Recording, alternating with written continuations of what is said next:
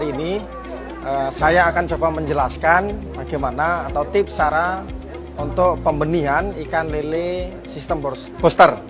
Atau mungkin para teman-teman juga bisa untuk masukan dan edukasi bagaimana cara memilih bibit yang baik, karena banyak sekali di luaran sana varian atau jenis macam-macam ikan lele, dan khususnya buat para pemula itu sangat terbentur sekali biasanya untuk masalah pemilihan ya, atau seleksi pembelian jenis bibit lele untuk para pemula, karena jenisnya ada Sangkuriang, Dumbo, Masamo, Piton, bahkan yang terbaru yang resmi dari DJPB atau Dirjen Pembenihan itu adalah Mutiara yang SK atau SNI terbaru. Nah, sebenarnya buat kita semua jenis itu baik ya untuk ikan lele, tapi yang perlu diketahui buat para pemula khususnya untuk memilih benih ini adalah bagaimana kita tahu asal usul bibit ini dari mana. Karena beda, saya biasanya untuk mengedukasi atau kepada para pemula ini,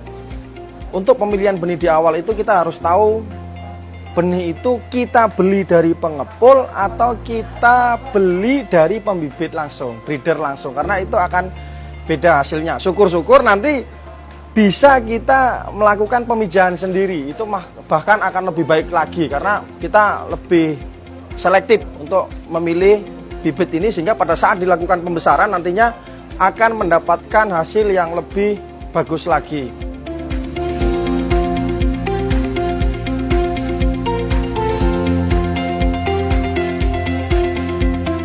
Kita sekarang masuk ke kolam pembesaran.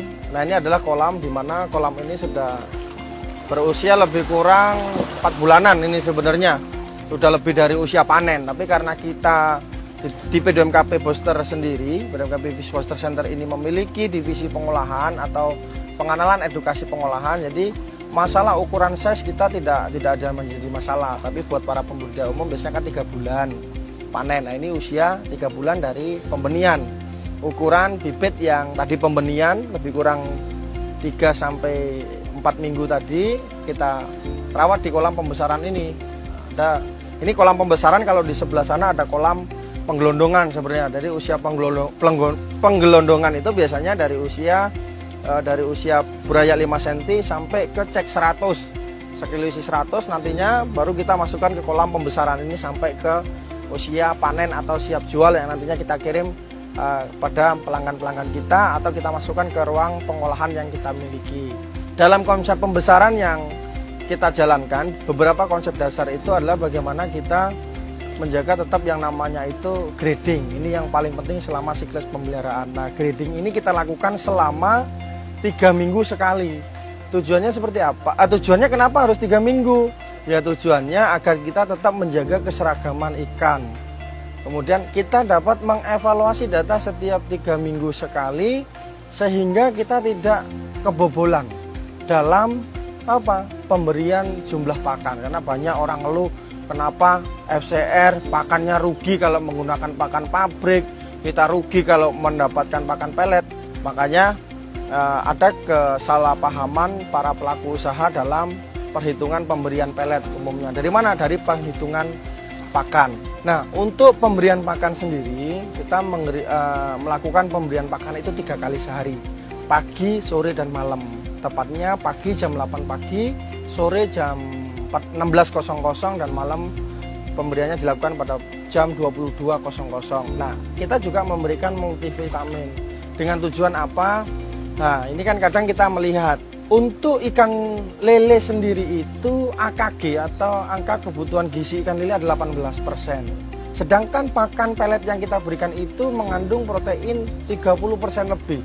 Bayangkan, masih ada sisa lebih kurang 12% protein yang tersisa pada pakan sebenarnya. Nah, inilah yang biasanya kita bantu dengan suplemen atau multivitamin agar penyederhanaan protein yang di pakan ini bisa terserap lebih sempurna pada ikan, sehingga nanti kita bisa mendapatkan SCR lebih bagus lagi. Selain itu juga, selain pemberian pakan, pemberian vitamin pada pakan, tentunya untuk mempengaruhi hasil panen yang bagus, keuntungan tadi, dengan penghitungan pakan yang tepat sesuai dengan dosis yang kita sarankan tadi.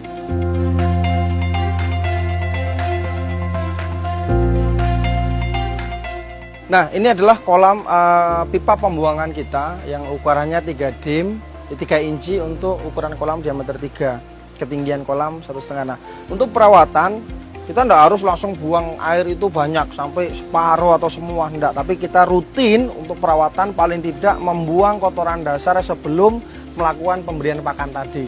Pagi sebelum memberi pakan pagi, sebelum memberi pakan sore hari, sebelum melakukan pemberian pakan malam hari. Paling tidak 3 hari rutin kita 3 kali sehari untuk membuang kotoran dasar.